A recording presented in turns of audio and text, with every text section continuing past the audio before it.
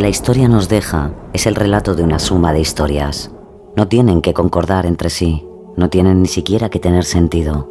La historia, con sus seres humanos interpretándola, es capaz de convertir a un villano en un héroe o de escoger a sus preferidos y marcar con ellos huellas que otros habrán de temer o de seguir. Las acciones se narran, permanecen, pero a los gritos, la desesperación o las pérdidas lloradas se las termina llevando el viento.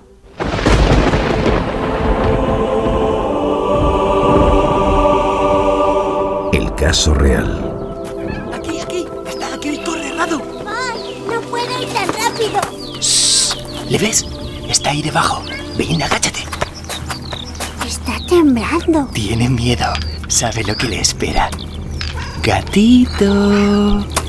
Missy. Ven, que solo quiero ver qué tienes dentro de esa panza gorda. ¡Calla! Tráeme ese palo, que lo vamos a sacar de su escondite. Vale, ahora ve detrás y cuando yo te diga le asustas para que salga. Yo entonces le clavo el palo. ¡Pero Blas! A la de 3, Radu. Bueno. 1, 2 y 3. ¡Ah! ¿Está muerto? Todavía no. Mira su panza, se mueve. Hay que rematarlo. Pero Blas no nos ha hecho nada. Shh.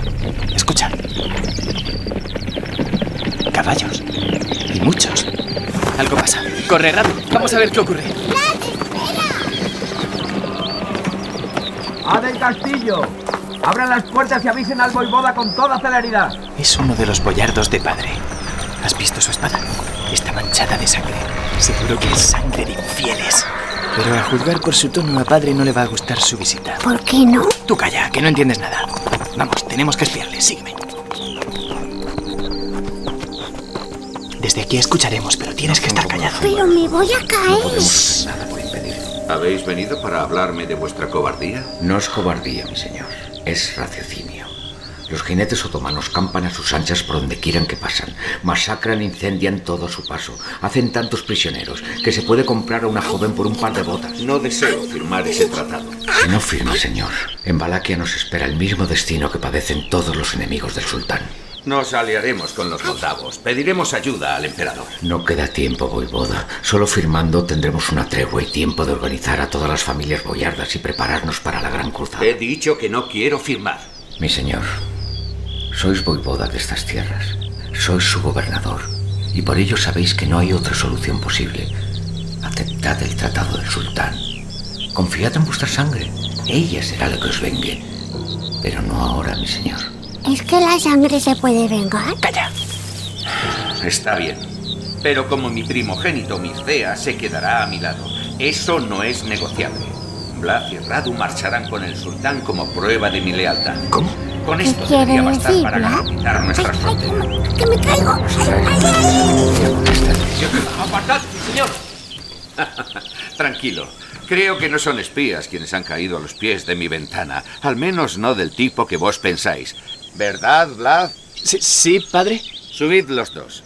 Ayudadles, por favor. Claro. Venga, agarraos a mí. Vamos.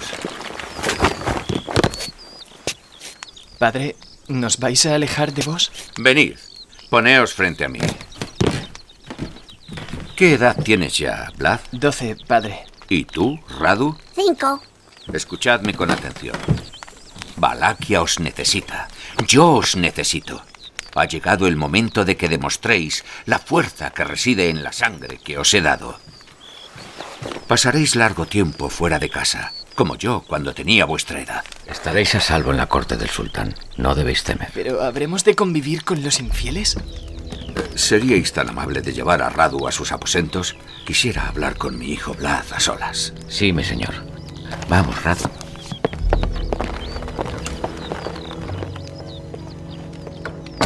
No te fíes de él, Blas. Nunca te fíes de los boyardos. ¿Pero no son nuestros nobles? Sí, pero antes que por su voivoda, ellos viven gobernados por su avaricia. Júrame que recordarás estas palabras. Lo juro. Pero, padre, ¿por qué hemos de convivir con los infieles? No, no conviviréis con ellos. Viviréis entre ellos. Estudiaréis su lengua y conoceréis sus costumbres. Os haréis pasar por sus amigos, pero nunca seréis como ellos. Aprenderéis sus debilidades para cuando tengáis que usarlas contra ellos, tus enemigos. Tu hermano y tú sois Draculea, no lo olvides, como yo, hijos del dragón, investidos por el emperador Segismundo, encargados de proteger la cristiandad del poder de la media luna infiel. ¿Entonces somos como soldados? Sois guerreros, Vlad, dragones vengadores. Y eso es lo que será tu vida a partir de este momento.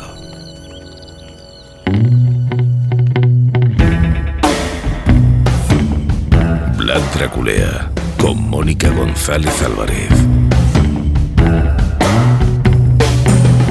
People tell me I look like hell. Well, I am hell. I got a torture chamber orchestra and a delirium hotel. I got an hallucination rattlesnake to twist my skill through. You're my friend, but I'm gonna kill you.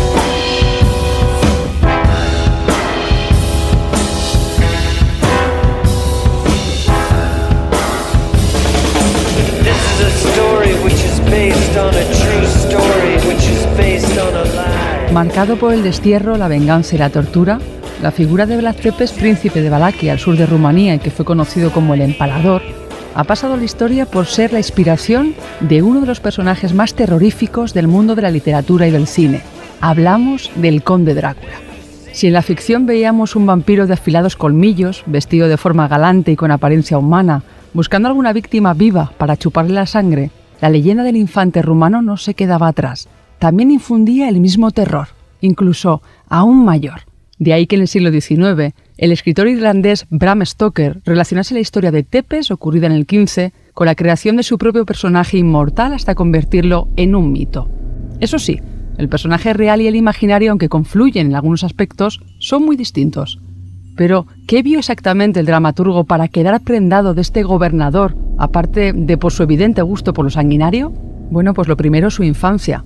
Como en todo asesino, pasado o actual, esa etapa es clave a la hora de entender sus comportamientos posteriores. En el caso de Vlad, ya siendo un niño, vivió varios episodios traumáticos.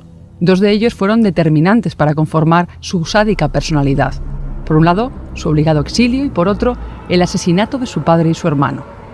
Nacido en Sighisoara, Transilvania, en 1431, su padre Vlad II era caballero de la Orden del Dragón, una formación militar cristiana muy similar a la de los caballeros templarios, que realizaban cruzadas principalmente contra los turcos.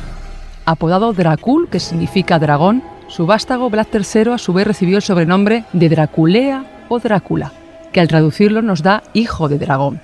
Y aunque durante el medievo la figura del dragón representaba independencia, liderazgo, sabiduría y fuerza, en cuanto a lo bíblico, el término tenía connotaciones satánicas, es decir, significaba diablo e hijo del diablo respectivamente.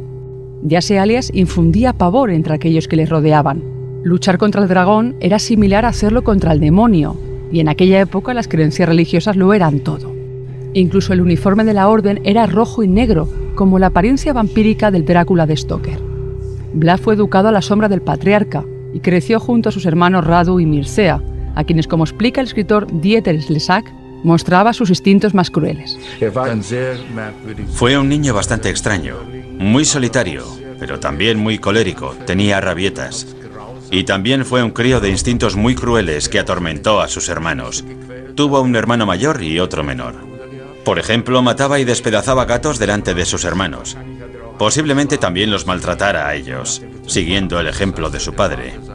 Se dice que el viejo Vlad también fue un ser colérico que maltrató a sus hijos. Además, el odio infundado hacia la cultura musulmana, su religión y su lengua, corría por sus venas.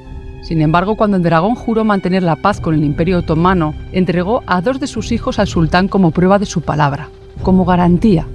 Así fue como el joven Vlad, de apenas 13 años, y su hermano Radu viajaron a tierras musulmanas, aunque, como vimos, en realidad no se convirtieron en ellos. Se camuflaron para conocer mejor al enemigo, a quien derrocaron tiempo después. Durante esos casi 5 años que el adolescente estuvo al lado de Murad II, conoció las artes de la guerra, lo adiestraron para ello, pero también sufrió toda clase de vejaciones. Así lo relata Slezak. En lo que respecta a la sexualidad, tuvo toda una serie de durísimas experiencias. Fue sodomizado por sus guardianes. Cuando estuvo preso de los turcos tenía 14 años y fue violado y torturado por sus sádicos guardianes. Por esa razón trataba a las mujeres con tanta crueldad en los empalamientos. Tenía un carácter voluble, veleidoso y colérico. Y en todos los casos, sin excepción, las adúlteras eran empaladas por la vagina. Cuando por fin logró marcharse, conoció una de las peores noticias posibles: el asesinato de su padre y su hermano Mircea. Un antiguo aliado en confabulación con la aristocracia local, los llamados boyardos, ordenaron su ejecución. Les habían traicionado. De vuelta a casa, el hijo del dragón buscó apoyos en diferentes regiones y durante 8 largos años logró alzarse primero como gobernador o voivoda de Transilvania en 1448 y después de Valaquia en 1456. A partir de ahí, Vlad dio rienda suelta a una vendetta de sadismo y atrocidad contra todo aquel que se interpusiese en su camino. Una afrenta que duraría hasta el final de sus días. Los primeros en caer, los nobles que traicionaron a su padre, los boyardos. La fecha elegida, la Pascua de 1459, un episodio histórico que terminó en masacre. En la Pascua de 1459, Vlad Tepes tenía 28 años, un principado recuperado y grandes ansias de venganza por la muerte de su padre y de su hermano Mircea a manos de los nobles boyardos. Tradicionalmente, la Pascua era el momento en el que los pecadores arrepentidos volvían a ser admitidos en el seno de la Iglesia, un momento perfecto para la reconciliación. ¿Voivoda? ¿Están todos? Casi todos. Faltan representantes de la familia Danesti y Albu el Grande. Ellos tendrán que esperar, pero tarde o temprano también tendrán su Pascua. ¿Está todo dispuesto? Tal como ordenasteis, mi señor. Aseguraos de que a sus soldados no les falte vino y cerveza. No les deis apenas de comer, nos interesa que estén ebrios. Sí, mi señor. Bien, actuaréis a mi señal. Id a anunciarme. Sí, mi señor. Empieza la Pascua.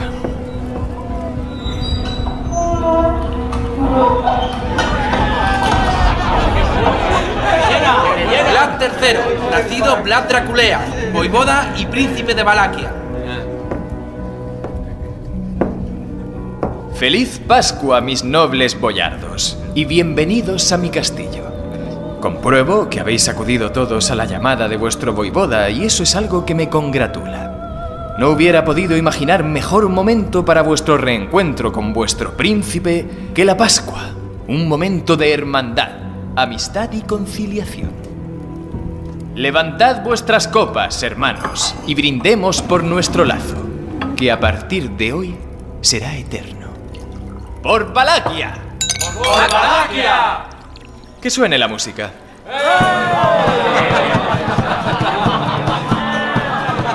La fiesta transcurre con normalidad. En ella se encuentran todos aquellos que hasta el momento habían tenido cierta influencia en la elección de príncipes. Todos aquellos que habían asesinado a su padre y a su hermano Mircea. Que pare la música. Los reyes van y vienen. Vosotros, como nobles que sois, habréis visto muchas etapas en este reino con diferentes reyes cada vez. Vos, noble, ¿cuántos reinados habéis visto pasar desde que pertenecéis a la nobleza? Pues 5 o 6 diferentes. Supongo que es algo normal. Algo normal. El príncipe hace al copero la señal acordada. ¡Cierren las puertas! Vosotros habéis tenido vuestra fiesta. Ahora empieza la mía. ¿Cómo? Copero, por favor. ¡Guardias! ¡Prendedles a todos! ¿Qué? ¡Esto es un ultraje! ¡Soltadme! ¡Soltadme! Entran los guardias, que detienen a todos los nobles y les inmovilizan mientras hacen entrar entonces grandes estacas de madera. ¿Qué significa esto? No os preocupéis, amigo, pronto lo entenderéis. De hecho, empezad por él. Se le ve ansioso por saber. ¡No! ¡Soltadme! ¡No! Os ruego que no os mováis, si no lo estropearéis todo. ¡No, por favor! ¡No! Los guardias inmovilizan al hombre y le introducen la estaca por el recto, atravesándole hasta sacarla por la boca. Todos estáis familiarizados con el empalamiento, ¿verdad? Yo lo aprendí en mi cautiverio con los otomanos. Sí, podréis objetarme que hay otros métodos, pero confieso que este me complace especialmente. No os preocupéis, hay estacas para todos.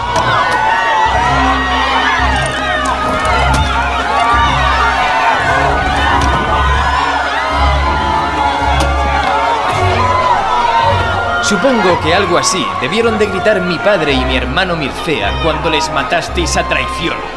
Vosotros no les escuchasteis a ellos, pero yo sí os escucharé a vosotros. Tardaréis días en morir. Pero no os preocupéis, vuestro príncipe estará aquí todo el tiempo. Os lo dije, nuestro lazo será eterno a partir de hoy. Sacadle los ojos, está sufriendo demasiado. Y proceded con los demás.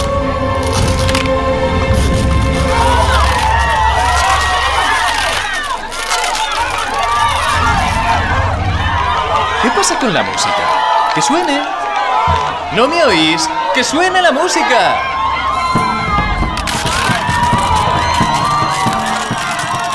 Vlad Tepes hace empalar a todos los asistentes. No fue más que el principio de su reinado de terror. Un sistema en el que desmembramientos, mutilaciones, decapitaciones y todo tipo de castigos eran el vehículo perfecto para mantener un orden estricto y dar a un tiempo rienda suelta a la crueldad y el sadismo insaciable de su príncipe, el hijo del dragón.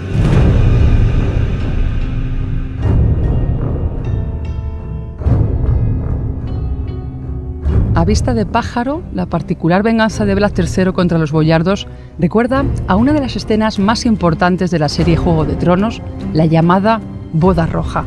El parecido entre ambas es asombroso, sobre todo por cómo terminan los dos festejos: asesinatos, mutilaciones y sangre mezclados con alcohol y música.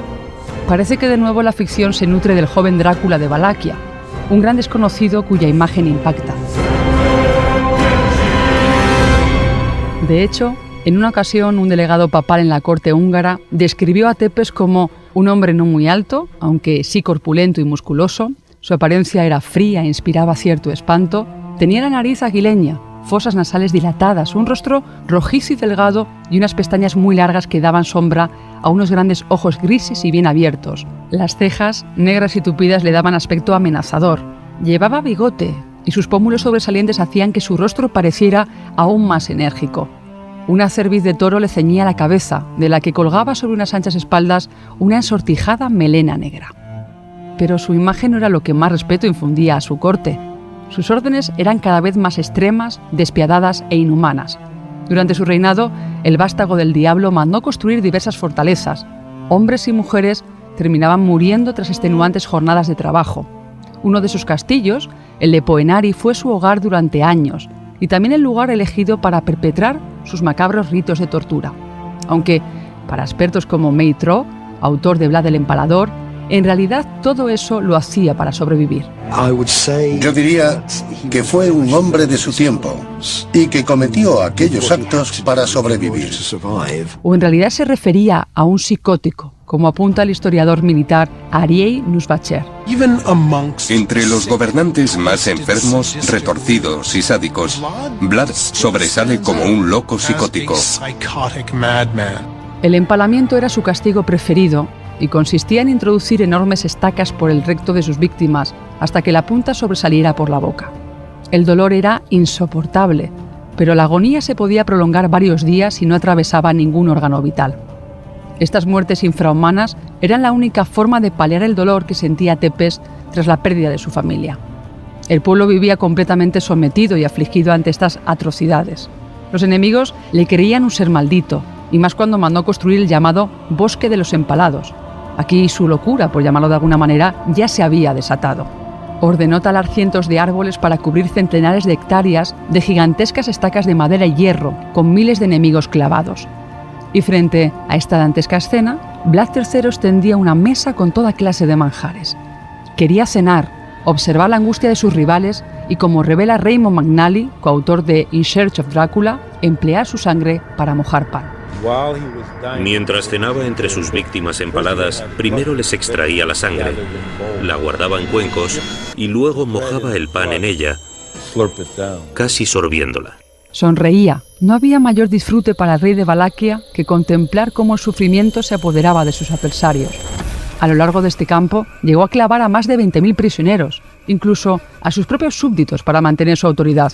Pero esta no fue su única técnica de suplicio. Las más utilizadas fueron decapitar, mutilar narices, orejas, labios y órganos sexuales, cegar, estrangular, ahorcar, quemar, hervir, despellejar, asar, desmembrar, clavar, enterrar vivo, apuñalar, arrojar a las fieras, dejar caer a las víctimas sobre palos puntiagudos, obligarlas a comer carne humana, someterlas al tormento de la rueda, marcarlas al hierro candente, untar las plantas de los pies con sal o miel y darlas a lamer a los animales, y así un largo etcétera.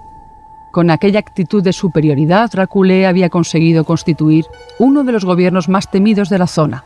Su particular democracia se llamaba el Terror. ¡Más rápido! ¡Cortad más rápido! La tortura tenía base jurídica en Centro Europa. Se escalonaba en 3 grados, suave, media o intensa, y ofrecía la garantía de una amplia confesión de casi todas sus víctimas. Pero Vlad Tepes sentencia y ejecuta según sus propios impulsos. De entre la multitud de métodos que practica, el empalamiento es, por supuesto, su favorito. Tú, no afiles tanto la madera. Haz más redonda la punta. Sí, mi señor. En la versión europea del empalamiento, el verdugo afinaba la punta de la estaca para que atravesara con rapidez el corazón y producir así la muerte. Sin embargo, Vlad Tepes practicaba una variante oriental aún más cruel, sin afilar la punta. De este modo, la agonía se prolongaba y el dolor se multiplicaba. Menos afilada. Sí, señor.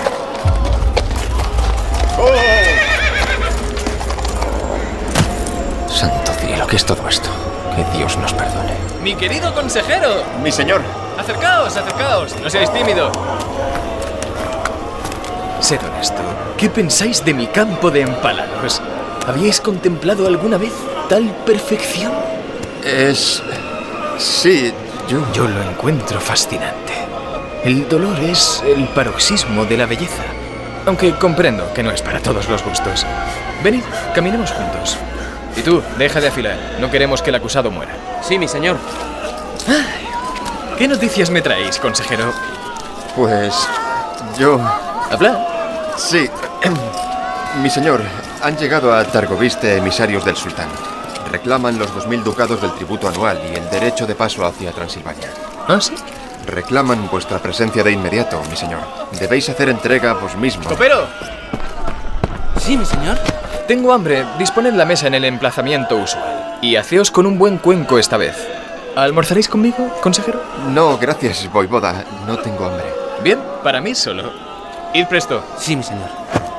Mi señor, este asunto es urgente. Decidme, consejero, cuando miráis este paisaje, ¿qué es lo que veis? Un bosque de empalados. ¿De empalados que aún siguen vivos? No entiendo. Eso es lo que verán los turcos cuando vengan a atacarnos. ¿A atacarnos? ¿Por qué nos iban a atacar? Porque los días de pagar tributos a extranjeros se han terminado, mi querido consejero. Por eso estamos construyendo este campo. Y por eso es tan importante mantenerlos con vida, para que les den la bienvenida cuando lleguen. ¿Comprendéis? Pero, mi señor, no contamos con un ejército suficiente como para enfrentarnos al Imperio Otomano. Hay otras maneras de hacer la guerra que con los ejércitos, querido amigo. Y de hacer a Valaquia grande otra vez. Mi señor, su mesa está dispuesta. Acompañadme, por favor. Una de las costumbres de Vlad Tepes era hacer disponer una mesa en el campo de empalados mirando hacia ellos. Se hacía disponer también de cuencos de la sangre de las víctimas. Bien, copero, hoy los has llenado bien. ¿Y el pan? Aquí está. En la que mojaba el pan. Proseguid, consejero. Mi señor, si me dais vuestro permiso, me atrevería a sugeriros que volváis a Targoviste. Lleváis más de 2 meses construyendo este campo y el pueblo se inquieta por vuestra ausencia. La pobreza nos inunda, los ladrones campan a sus anchas. La mitad de esos ladrones de los que me habláis están ahora mismo aquí, ensartados en estos palos. Sé cómo mantener el orden en mi principado, consejero. Cierto, mi señor, pero sigue habiendo problemas. Los turcos apoyan a vuestro hermano Radu y planean destronaros. Hay epidemias por todo el país. En ese momento, un soldado pasa cerca y hace un comentario sarcástico. Este bosque huele un poco mal. Con tan mala fortuna que Tepes lo oye. Un momento, consejero. ¿Qué ha dicho, soldado? Que huele un poco mal. Santa Madre de Dios. Prended a ese soldado y empaladlo junto a los demás. No, déjame. No. Déjame, déjame. No te alteres, soldado. Hago por ti. Desde ahí arriba podrás oler mejor.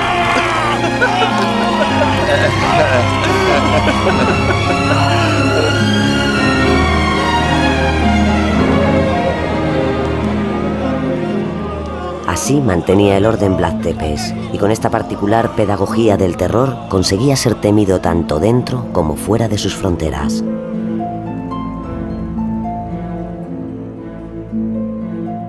Nobles, niños, ancianos, mujeres, cualquiera que contradijera sus órdenes experimentaba la gran crueldad de Vlad III. Aunque hay que apuntar que la defensa que hizo de su pueblo ante los ataques del ejército otomano también le valieron un reconocimiento.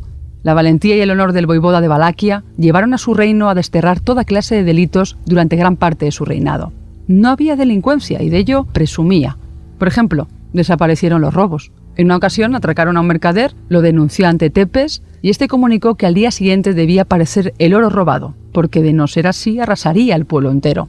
No hizo falta masacrar la ciudad, porque el mercader recuperó su dinero. Eso sí, le advirtió que de no haberlo denunciado habría sido empalado al igual que el ladrón. Y es que nadie se atrevía a robar por el miedo a ser clavado en el bosque. Gracias a él, los lugareños disfrutaban de una copa de oro para beber agua de una fuente. Si alguien osaba hurtarla, el peso de la ley de Valaquia caería sobre él. Nadie se la llevó jamás. En su época se decía que si alguien se tropezaba con una bolsa de dinero tirada en la calle, no se la llevaba nadie, porque en ese caso Vlad el Empalador impartiría su justicia. La guía turística Valentina Sabu habla de esa bolsa de oro, pero habría que apuntar también que Tepes logró que nadie, hasta el día que lo apresaron, franqueara sus líneas de ataque.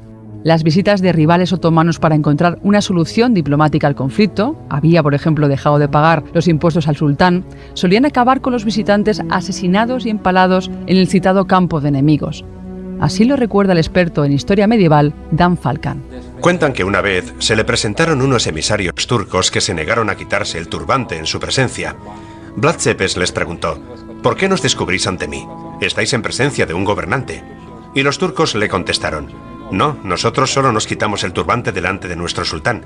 Pues vale, dijo él, entonces me adhiero a ese protocolo. Y les clavó los turbantes al cráneo para que quedaran bien fijados. Sus continuos ataques al Imperio Otomano, con el apoyo de su aliado Corvinus, rey de Hungría, terminaron en victoria de las tropas de Tepes.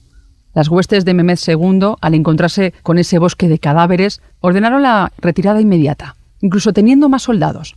Temían al dragón que se escondía bajo la apariencia de rey.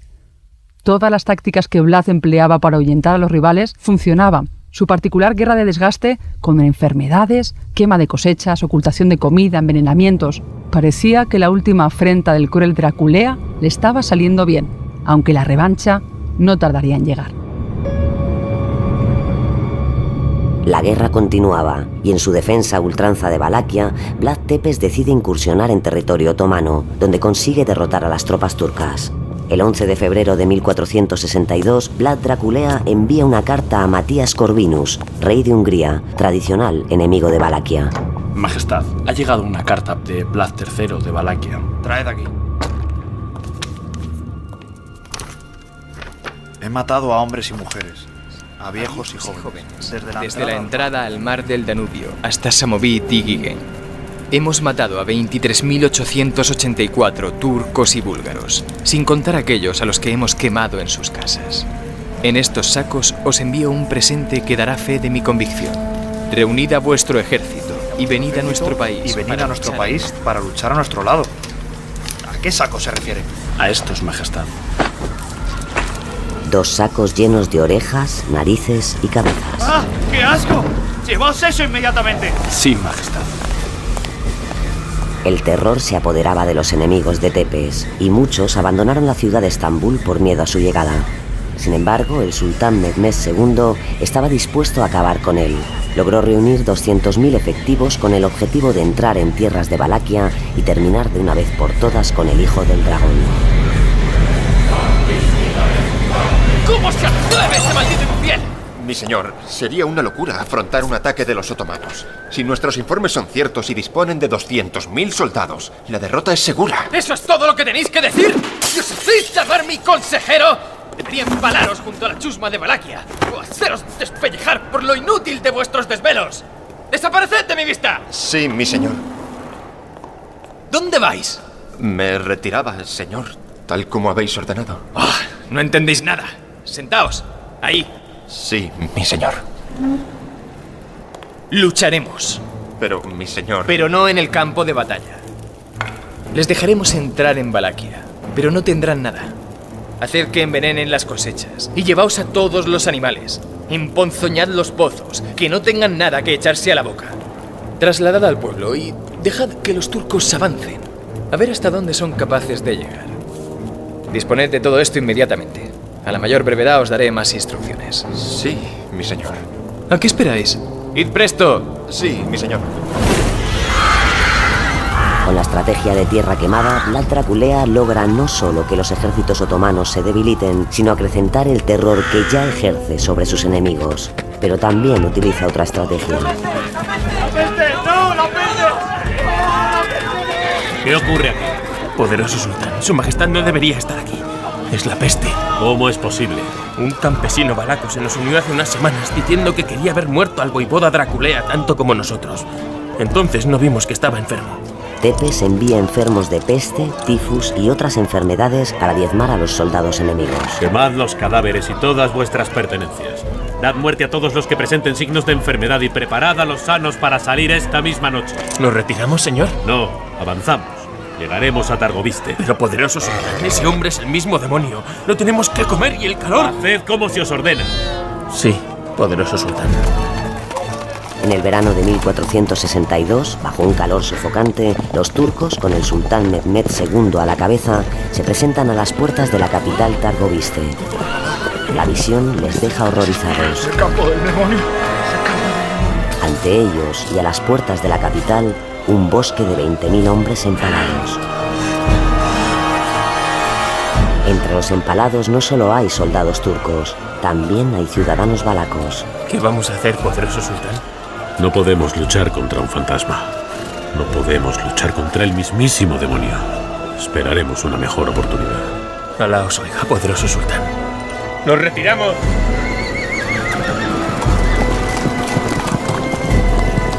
Pero la victoria no le duraría mucho a Vlad Tepes. Ese mismo año, ante un multitudinario ataque de las tropas otomanas, Tepes huyó por un pasadizo secreto hacia Transilvania para pedir el apoyo del rey Matías Corvino, pero lo arrestaron de inmediato. Su mujer y su hijo decidieron suicidarse antes de ser atrapados por los turcos.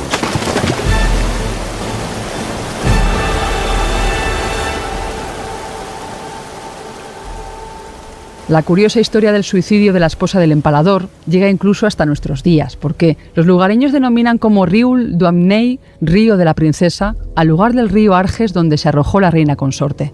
Prefirió ser alimento de los peces que vivir prisionera del enemigo. Curioso, ¿verdad? La mujer de la que hablamos es Justina Silasgy, a la que sus allegados conocían como Ilona.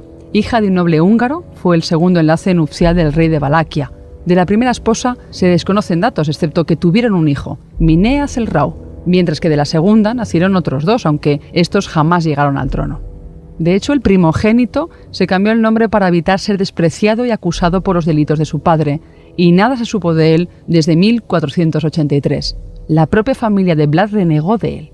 En la escena que hemos escuchado anteriormente se habla del arresto del empalador, quien permaneció en la Torre Real cerca de Buda durante más de una década, tiempo en el que Vlad no pudo practicar su tortura favorita con sus enemigos, así que mientras tanto se divertía con cualquier animal que encontraba a su paso. Mientras estuvo en prisión, no pudo evitar sus malos hábitos del empalamiento. No lo podía hacer con humanos, pero cazaba ratones. Los torturaba y los empalaba. Y también conseguía que sus carceleros le proporcionaran pájaros del mercado para torturarlos y empalarlos de igual manera. Su cautiverio duró hasta 1474, cuando, sin motivo alguno, decidieron dejarle en libertad creyendo que no supondría ningún peligro. Qué equivocados estaban, porque en cuanto pudo, volvió a armar un ejército con aliados de Transilvania y Moldavia, reanudó la guerra e inició la contienda. Su objetivo, invadir a los turcos. Era diciembre de 1476, pero el destino tenía guardado otro final para el empalador. Murió en el campo de batalla, aunque las circunstancias de su muerte son cuanto menos curiosas, sobre todo porque nos encontramos con tres versiones distintas. La primera, que le asesinaron unos infieles boyardos; la segunda, que le mataron sus propios guardias; y tercero, y la más conocida, que fue su propio ejército quien lo ejecutó, cortándole la cabeza al confundirle con un enemigo. Parece ser que para evitar ser apresado por los turcos, Vlad se disfrazó con las ropas de uno de ellos, ese era o pretendía ser el modo de escape, y la jugada a punto estuvo de salirle bien, pero finalmente fue ajusticiado y abandonado en medio del campo de batalla por los suyos. Cuando los turcos encontraron su cuerpo, recogieron su cabeza, desollaron su cara y su cabellera y se lo llevaron como obsequio ante el sultán de Constantinopla. Una vez allí lo clavaron a una estaca. Aquella fue la verdadera victoria del Imperio Otomano. Habían derrocado al terrible Draculea. Tenía 47 años. Tras aquello, su cadáver fue supuestamente trasladado a un monasterio de la ciudad de Snagov. Él mismo tiempo antes lo había elegido para que fuese el lugar para su descanso eterno. La tradición cuenta que fue enterrado en una cripta justo enfrente del altar, de manera que cuando un sacerdote la pisara cada vez que diera misa, lo absolvería de algunos de sus numerosos pecados. Su historia, repleta de relatos truculentos e increíbles, han sido fuente de inspiración de grandes dramaturgos y cineastas. Uno de los personajes más famosos de todos los tiempos, sin duda, es el conde Drácula de Bram Stoker, que generó en los siglos XVII y XVIII en Europa una ola de auténtico terror, principalmente en la zona de los Balcanes.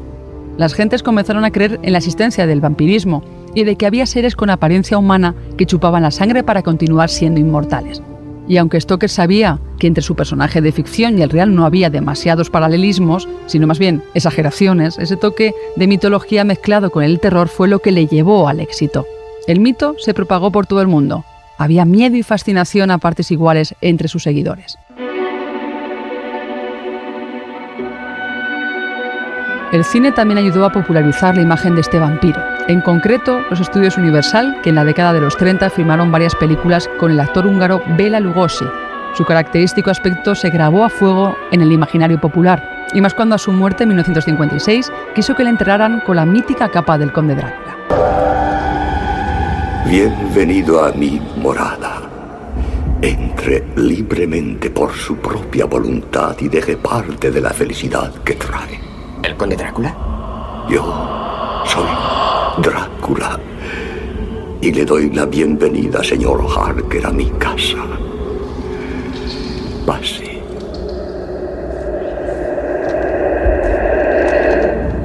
Después llegaron los 90 y la adaptación de Francis Ford Coppola impulsando de nuevo al terrorífico personaje, siempre con su aspecto tenebroso y sanguinario. Aunque en 1994, la llegada de Tom Cruise y Brad Pitt y su entrevista con el vampiro quiso darle un nuevo enfoque, por no mencionar sagas de películas para adolescentes como Crepúsculo, donde esta criatura más propia del demonio se veía como algo más cercano y hasta romántico. Sé lo que eres. Dilo. En voz alta. Dilo.